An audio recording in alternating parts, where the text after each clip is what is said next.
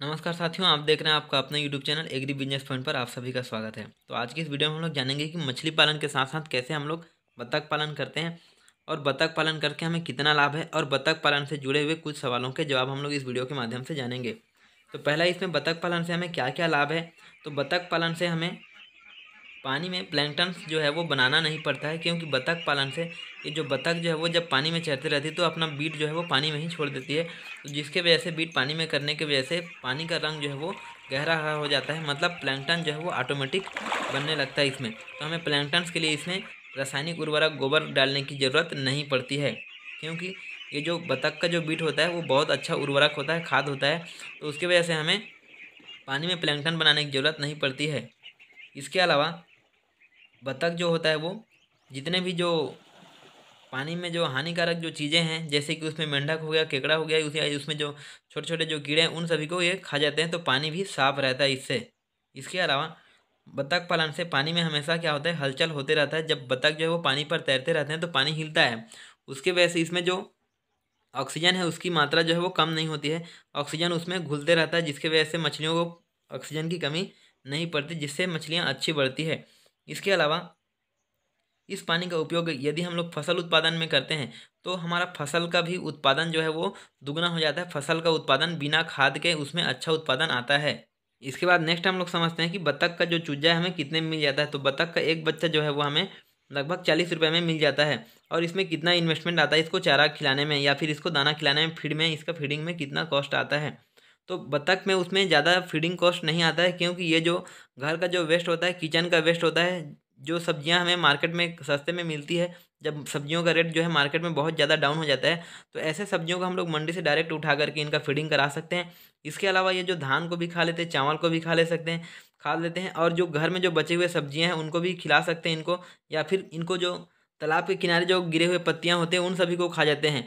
तो उसके वजह से इनका जो फीडिंग कॉस्ट है वो बहुत कम आता है मछली पालन या फिर मुर्गी पालन की तुलना में, क्योंकि बतख जो है उसको हम लोग सभी चीज़ों को खिला सकते हैं, कुछ भी चीज़ ये खा लेते हैं। परंतु यदि आप जल्दी उसमें ग्रोथ लेना चाहते हैं तो जल्दी ग्रोथ के लिए उसको हम लोग जो मुर्गी का जो पोल्ट्री फीड होता है उसी को हम लोग खिला देते हैं, पोल्ट्री फीड को ही खिला देते हैं। तो पोल्ट्री फीड खिलाने से इसमें जो पोल्ट्री बर्ड्स के जैसा इसमें ग्रोथ होता है। ये जो बतख जो है वो लगभग 20 दिन में आधा किलो साइज का हो जाता है, और लगभग इसको हम लोग 1 महीना या फिर 35 दिन में किलो साइज इसमें हो जाता है। तो इसको हम लोग लगभग जब आधा किलो हो जाता है तब इसको हम लोग बेच देते हैं, लगभग 300 रुपये किलो में बिक जाता है। तो यदि हम लोग 200 बतख का पालन करते हैं, 300 रुपये किलो में बेचते हैं, तो 200 बतख जो है वो आधा किलो साइज का होगा 20 दिन में, तो वो लगभग 100 किलो हो जाएगा। और 100 किलो का हम लोग उसको बेचेंगे तो 30,000 में आराम से बिक जाएगा 20 दिन में।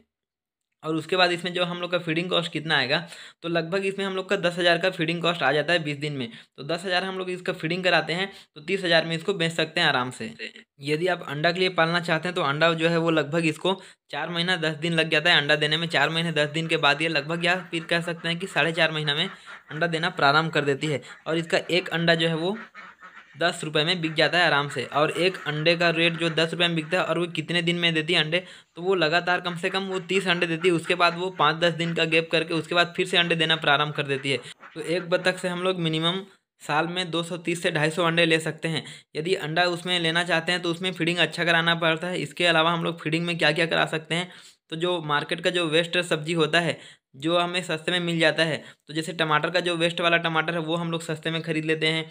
और जो भी सब्जी मार्केट में सस्ता रहता है, वेजिटेबल्स जो है, पत्तेदार सब्जियां, जैसे गोभी का पत्ता हो गया, तो कुछ भी जो पत्तेदार सब्जियां उसको हम लोग मार्केट से उठा लेते हैं और उसको फीडिंग करा देते हैं। इसके अलावा हम लोग धान खिला सकते हैं, और अच्छा अंडा के लिए, इसमें प्रोटीन के लिए हम लोग इसमें जो पोल्ट्री फीड होता है उसको खिला देते हैं।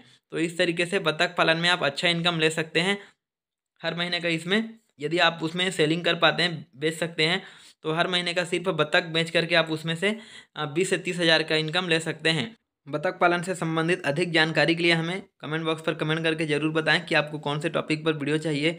इसके अलावा मुर्गी पालन से संबंधित, बटर पालन के से संबंधित, या फिर पोल्ट्री फार्मिंग से संबंधित, या फिर कड़कनाथ मुर्गियों का पालन, सोनाली मुर्गी का पालन, डबल एफजी का पालन कैसे करना है, उसमें कितना कॉस्ट आता है, इन सभी जानकारी के लिए हमारे चैनल को सब्सक्राइब करें। वीडियो पसंद आए तो लाइक करें। तो जैसा कि दोस्तों आप लोग वीडियो में देख पा रहे हैं कि मुर्गी पालन, बतख पालन या फिर जो मछली पालन है, इसको हम लोग कम कॉस्ट में, मिनिमम कॉस्ट में कैसे हम लोग मैक्सिमम प्रॉफिट ले सकते हैं।